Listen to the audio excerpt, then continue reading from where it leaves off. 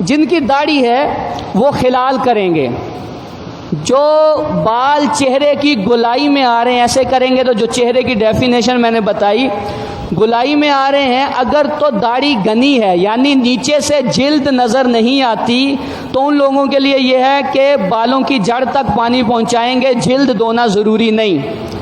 لیکن جن کے داڑھی پتلی ہے ہلکی ہے یعنی جلد نظر آتی ہے تو وہ بالوں کی جڑ تک اور جلد دونوں کو دھونا ان کے لیے ضروری ہے. باقی جو بال گولائی سے نیچے ہیں تو یہ ان میں خلال کیا جائے گا، یوں ان میں خلال کرنا سنت ہے. یہ تو چہرہ دھونے میں تھا. اب بازو دھونے کا مسئلہ ہے. بازو دھونے میں سنت طریقہ یہ ہے کہ ہاتھوں کی انگلیاں جو ہیں دائیں ہاتھ کی اس کے کنارے سے شروع کریں. ہم کیسے دھوتے ہیں؟ یہاں سے، نشتہ یہاں سے نہیں، یہاں سے انگلیوں کے کنارے سے دھوتے ہوئے پیچھے آئیں. کونیوں سمیت دھونا فرض ہے. اور یہ جو حصہ ہے اس کو ہماری زبان میں تو ڈولا بولتے ہیں، آپ لوگ پتہ نہیں کیا بولتے ہیں. اس کے آدھے تک دھونا افضل ہے، مستحب ہے. تو ایسے دھونا شروع کریں گے، یہاں تک آئے گا تو یہ دھونا افضل ہے. کونیوں سمیت اوپر تک دھونا افضل ہے، کونیوں سمیت دھونا فرض ہے. اور یہاں آدھے تک دھونا یہ کیا ہے؟ ڈولے آدھے تک دھونا افضل ہے.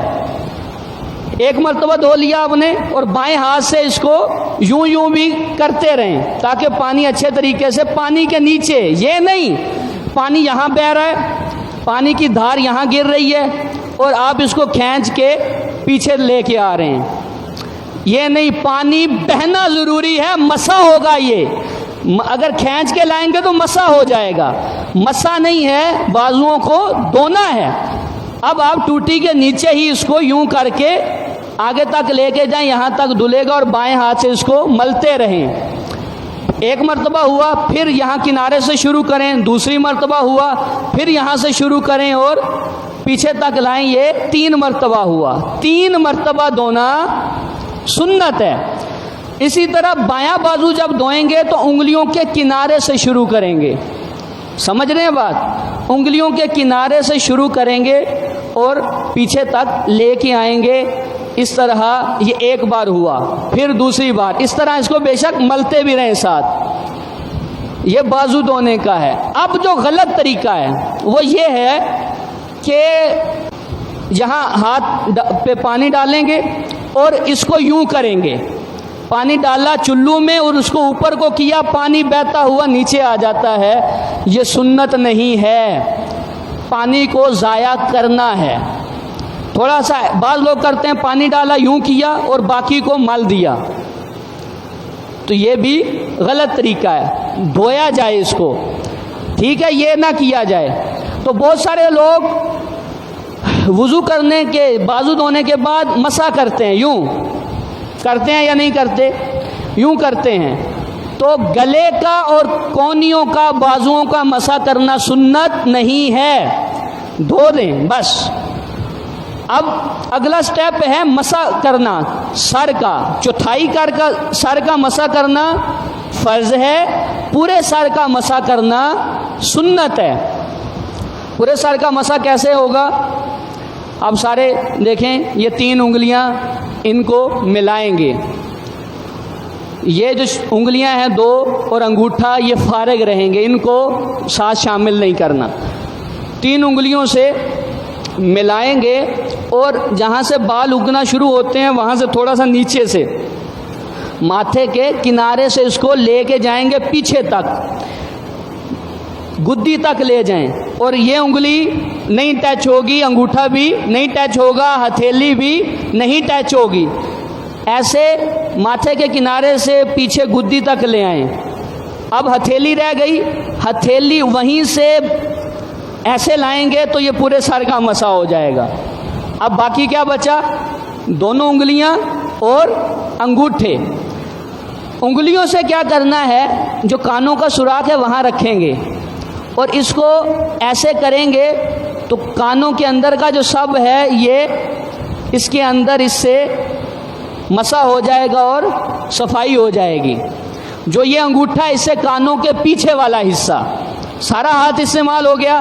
اگر کانوں کے سوراخوں میں صفائی کرنی ہے تو اس والی چھوٹی انگلی سے، اس والی سے ایسے اور اس والی سے ایسے کان کے اندر سے صفائی ہو جائے گی۔ یہ کیا ہے؟ سر کا مسح کرنا۔ اب جب سر کا مسح کرنے کے بعد گردن کا مسح ہوگا، پشت کا، کیسے کریں گے؟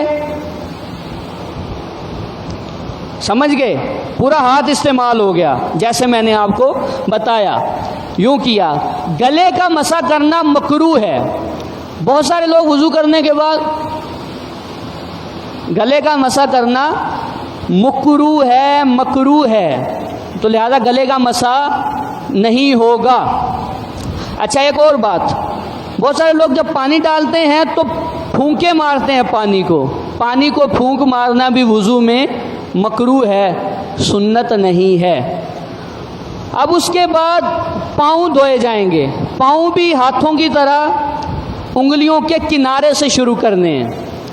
انگلی کو کنارے سے شروع کر کے ٹخنوں سمیت آڈی پنڈلی تک پاؤں دھونا افضل ہے۔ اسی طرح بایاں پاؤں انگلیوں کے کنارے سے شروع کر کے آدھی پنڈلی تک دھونا مستحب ہے۔